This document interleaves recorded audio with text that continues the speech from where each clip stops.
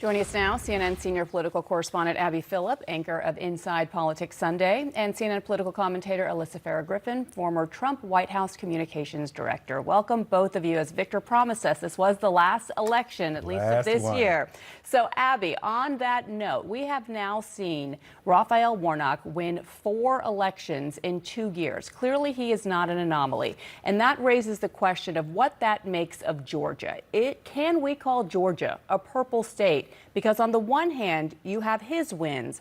On the other hand, every other election this year went to a Republican. So what does that tell you about where voters stand in Georgia? Yeah, I think no one is more happy that this is all over than Georgia voters who withstood really a historic amount of ad spending in this race over the course of 2 years, fighting over 2 Senate seats. But, to your question, Bianna, look, I think when I talk to Democrats, they believe that Georgia could be a purple state. It has the potential to be. These Senate campaigns over the last 2 years have demonstrated where that potential lies. It's in the suburbs. It's among the diverse electorate, increasingly young and increasingly diverse electorate of Black, Latino, and Asian American voters. And so there's a lot of potential there. But you're right. The reality is that Georgia is still has a lot of Republicans in that state. 48% of the electorate voted for Herschel Walker, a candidate who even Republicans believe was deeply flawed. I think that tells you a lot about the fact that it's just partisanship is playing a huge role here. And Democrats now have 4 years on the Senate side to figure out how to lock in some of these wins, because it's going to take probably about that amount of time to really move things more in the direction of the purple state territory.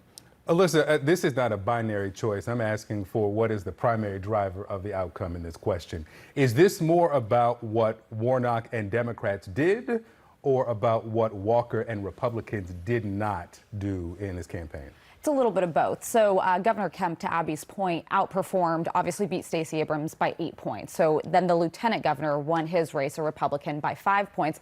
But then, of course, last night, Raphael Warnock pulled it off. So I do think it's trending to being a purple state, but ultimately it comes down to the poor quality of the candidate that my party put up.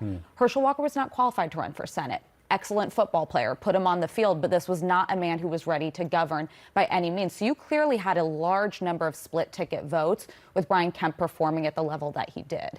And I think also, I do want to give credit, though, Raphael Warnock ran a good campaign. It was disciplined. I was actually advising Republicans in the 2020 runoff.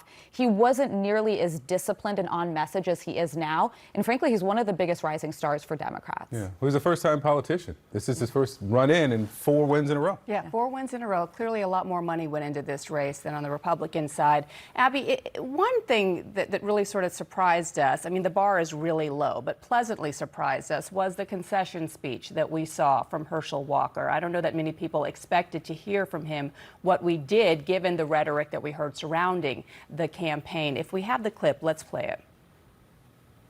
I want you to believe in America and continue to believe in the Constitution and believe in our elected officials most of all. Continue to pray for them. So I want to thank all of you as well, because there's no excuses in life. And I'm not going to make any excuses now, because we put up one heck of a fight. Stay together. Continue to believe in our elected official. Always, always cast your votes no matter whatever is happening. So can we take any solace in that, given that he was a Trump handpicked candidate, and he was in line with Trump on so many MAGA-related issues? And here, unlike Trump, he said that this was a fair election. He said that there are no excuses. He said, trust your elected officials and the Constitution. Square that with what the former president said about the Constitution just a few days ago. Yeah, I mean, look, I think it is a good thing that he did that. I think that is what we do expect and what we should expect from people who run for office in this country. But it signals to me that even Herschel Walker understands that the party is over for election denialism. It was really resoundingly defeated at the ballot box. And there's the one person who is really left at the highest levels who is still pushing this is Donald Trump. And it hasn't really worked for anybody else. So I think there was at least an acknowledgement of that by Herschel Walker. And, you know, I can't I don't know about the Constitution bit of it. I think Republicans in general believe that you should stand by the Constitution. Democrats believe that too. But will that mean that a Herschel Walker is throwing Trump under the bus? I will wait to see that actually happen before determining that that's what he was trying to signal. On the other hand, I also think this is a man who has been humbled and chastened by this experience. It was incredibly difficult. He was put through the ringer because of his own conduct, I should be clear, but it's not an easy thing what he experienced, all that spotlight, and I feel like you saw it there in how he gave that concession speech. So, as Abby says, Alyssa, maybe the verdict is in now on election denialism, but what does this mean for Trumpism? Let's put up the slate of Trump-endorsed candidates in the battlegrounds in the swing states. All of these people lost, one after another. Tudor Dixon, Bulldog, Doug Mastriano, Mehmet Oz, all the way down here. And these are the Senate candidates. We're not mentioning Dan Cox in Maryland, other gubernatorial offices. What does this mean for Trumpism? Well, it means that voters are rejecting election denialism. A good thing, good for democracy. I caution to go any further to say that it has massive implications for Donald Trump. And I say that because many of these were very weak candidates. They were people he handpicked based on their loyalty and fealty to him, less based on their experience. But Donald Trump still controls a large portion of the base. And I always caution folks, we've seen many, many times that we've said, he's over, he's done. Time will tell. He's the only announced candidate right now. He's still polling ahead in a number of polls for the Republican frontrunner. But it shows the limitations on running as a Trump candidate. Perhaps he can do it. Perhaps that may work for him, though it hasn't worked for him since 2016. But it's certainly not working when trying to be replicated.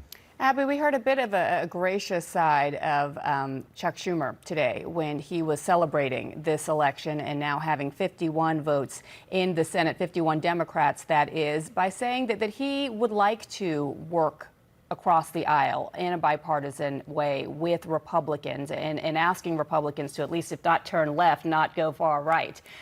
Is that just wishful thinking at this point, or do you think that we could possibly see a change in how these two sides work together?